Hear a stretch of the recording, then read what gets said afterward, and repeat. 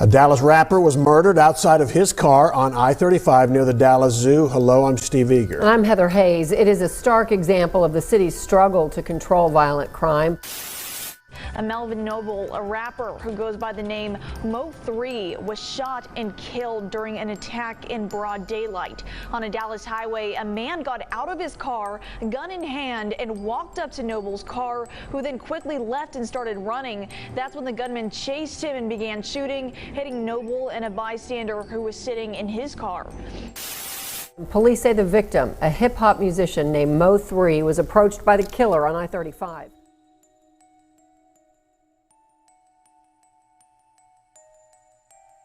November 11th, 2020, would mark one of the most shocking and brazen daylight executions in Dallas hip-hop history. As 28-year-old Melvin Noble, known to the world as Mo3, began what would be his final day, he had no idea that a carefully orchestrated plan was already in motion to end his life. The Dallas rapper, who had survived previous attempts on his life and built a reputation for his raw, authentic street narratives, was about to face his most dangerous adversary yet. Not on the streets where such confrontations typically occurred, but on one of Dallas's busiest highways during the noon-hour rush. Mo3 had risen from the harsh realities of North Dallas to become one of the city's most promising rap talents. His music spoke to the struggles of street life. Niggas know we stepping night and day. God knows stepping now with light. Until it hurts, it ain't no mercy, that's just how we made. You heard that church up in my verses, cause that's how I'm raised. I told God he gotta forgive me, I'm insane, no. Get down on my knees when I'm in pain, no. Tired of the rain on my name. And his authenticity resonated with fans who saw him as someone who had lived every word he rapped. But that same authenticity and street credibility that made him a compelling artist had also made him enemies. Deadly enemies who would stop at nothing to silence him permanently. The morning of November 11th, 2020, began like any other for Mo3. He had been active on social media, engaging with fans and promoting his music. There were no obvious signs that this Wednesday would be any different from the countless others in his young life.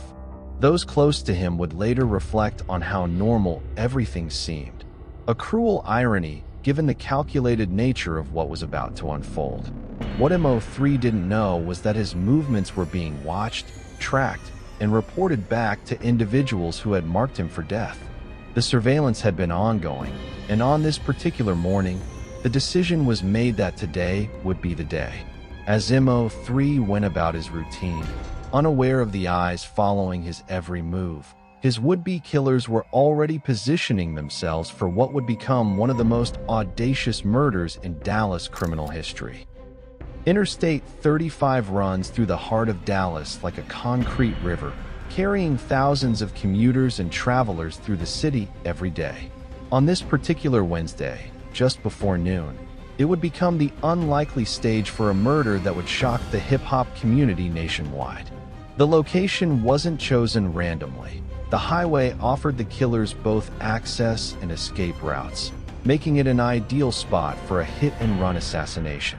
As Mo3 traveled northbound on I-35E near the Illinois Avenue exit, he had no way of knowing that his killers were already in position. The midday traffic provided both cover for the assassins and witnesses to one of the most brazen murders Dallas had ever seen. The highway, normally a place of transit and movement, was about to become a crime scene that would haunt the Dallas community for years to come. At approximately 11:50 a.m., Mo3 was driving his vehicle northbound on Interstate 35E when a dark-colored sedan began following him closely. The occupant of the pursuing vehicle was 21-year-old Kewan Dontrell White, who had been hired to carry out the assassination. White was wearing a ski mask and was armed with a high-powered weapon, prepared to execute the plan that had been set in motion. According to witness accounts and later police reconstruction, both vehicles came to a stop on the busy highway.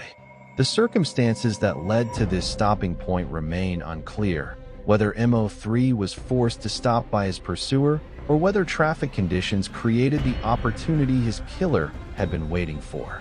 What is certain is that once both cars were stationary, White exited his vehicle with his weapon drawn and began approaching Mo3's car with deadly Dallas intent. police hope you might be able to recognize the man who shot and killed rapper Mo3. I want you to come over to your screen and look at this. They released these photos. The images are pretty clear, but as you see, the suspect is wearing a ski mask, so identifying him is going to be pretty tough. Detectives think he may be driving a 2014 or 2015 black Chevy Camaro. Recognizing the immediate danger he was in, Mo3 made a split-second decision that would define his final moments. Rather than remaining in his vehicle where he would be trapped, he chose to exit his car and run. It was a decision born of desperation and survival instinct, one that showed his unwillingness to go down without a fight, even when faced with an armed assassin in broad daylight on one of Dallas's busiest highways. The sight of Mo3 running south on Interstate 35E, fleeing for his life while being pursued by a masked gunman, created a scene so surreal that many witnesses initially couldn't comprehend what they were seeing. Here was a successful recording artist, a young man with everything to live for, reduced to running for his life on foot across a major highway, while an assassin gave chase with a loaded weapon. What happened next would forever change the lives of Mo3's family, friends, and fans. As he ran desperately along the highway, White pursued him on foot, firing multiple rounds at the fleeing rapper. The sound of gunshots echoing across Interstate 35E in the middle of the day created panic among other motorists, some of whom immediately began calling 911, while others fled the scene in terror. The suspect chased him and fired multiple rounds at him. According to Dallas police reports, Mo3 was struck multiple times as he attempted to escape his attacker. The bullets found their mark, and the young rapper collapsed on the highway, his body failing him just as he had been fighting so hard to preserve his life. The assassination had been completed with ruthless efficiency, executed in broad daylight in front of dozens of witnesses. Having completed his deadly mission, White quickly returned to his vehicle and fled the scene northbound on Interstate 35E. The escape had been planned as carefully as the attack itself, with the assassin disappearing into Dallas traffic before first responders could arrive. The shooting suspect left the scene in his vehicle northbound, according to police reports, leaving behind a crime scene that would traumatize witnesses and investigators alike. The speed of the escape demonstrated the premeditated nature of the crime. This wasn't a crime of passion or a spontaneous act of violence. It was a professional hit carried out with military-like precision. White's ability to quickly flee the scene and initially evade capture showed that considerable thought had gone into both the execution and aftermath of the He murder. may be driving a 2014 or 2015 black Chevy Camaro. It was 10 days ago that the 28-year-old rapper was gunned down in broad daylight on I-35 near the Dallas Zoo. The suspect took off in the car going north on the interstate. So police are currently investigating the events that led up to that shooting. Please, though, call them if you have any information. Back to you. Dallas Fire Rescue and emergency medical personnel arrived at the scene within minutes of the 911 calls, but the damage had already been done. Mo3 lay critically wounded on the interstate, his life ebbing away despite the best efforts of the first responders. The paramedics worked frantically to stabilize him for transport to the hospital, knowing that every second counted in their race against time to save the young rapper's life. The scene on Interstate 35E was chaotic, with emergency vehicles blocking traffic lanes while paramedics administered life-saving treatment. Mo3 was conscious but critically wounded, his body having absorbed multiple gunshot wounds from White's attack. Despite the severity of his injuries, there was still hope that the medical team might be able to save him if they could get him to a trauma center quickly enough. Noble was transported to a local hospital where he died of his injuries, marking the end of a desperate race against time to save the rapper's life.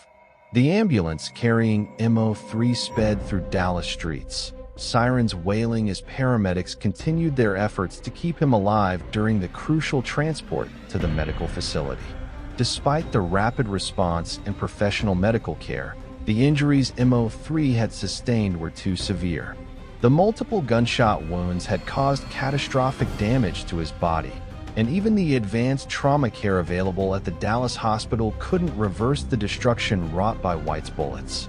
As medical personnel worked to save him, Mo3's life slipped away, taking with it all the promise and potential of a young artist who had overcome so much adversity to achieve success.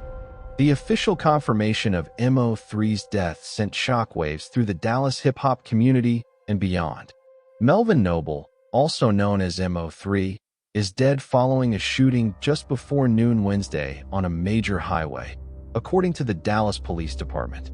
The young rapper already achieved significant success in the rap game and was positioned to reach even greater heights.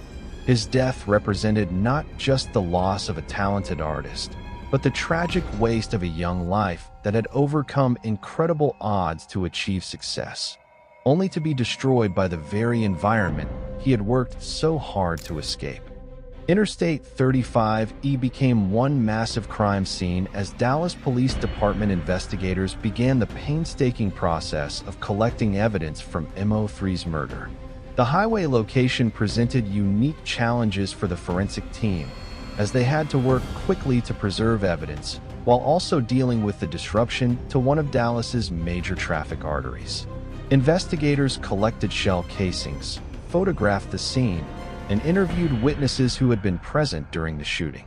The evidence painted a clear picture of premeditated murder. This wasn't a random act of violence, but a calculated assassination carried out with deadly precision. The forensic evidence would later prove crucial in identifying and prosecuting those responsible for Mo3's death. Man, it was so close because Mo3 got shot, Dr. Rose got shot, then Boosie got shot. I'm not knowing what to think. Like, I was on the plane using my Wi-Fi. Everybody was texting me. I thought it was cap. Then it turned out to be true. I didn't know what to think. You know, I just went to my place in Miami and just... The investigation into Mo3's murder immediately became a priority for Dallas law enforcement, not just because of the high-profile nature of the victim, but because of the brazen way in which the crime had been committed in broad daylight on a major highway. Detectives began piecing together the events that led to Mo3's assassination, working to identify the gunman and any accomplices who might have been involved in the plot. The investigation would eventually reveal a complex web of rivalry, jealousy, and hired violence that reached deep into the Dallas rap community, exposing the dangerous underbelly of an industry that often glorified the very violence that had claimed Mo3's life. The witnesses to Mo3's murder were traumatized by what they had seen: a young man running for his life on a busy highway while being hunted down by a masked assassin.